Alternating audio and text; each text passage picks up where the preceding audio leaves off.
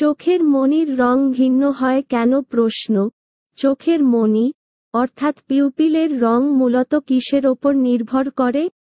উত্তর দিয়েছেন জেবা ইসলাম সেরাজ, অধ্যাপক, ঢাকা বিশ্ববিদ্যালয়। চোখের মণির রং নির্ভর করে মেলানিন নামে একটি পলিমারের পরিমাণের ওপর। পলিমারটি টাইরোসিন নামে একটি অ্যামিনো অ্যাসিড দিয়ে তৈরি।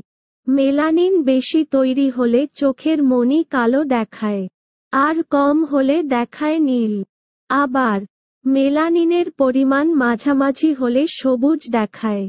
মেলানিনের পরিমাণ নির্ভর করে আমাদের দেহে মেলানিন তৈরির জিনগুলোর ওপর।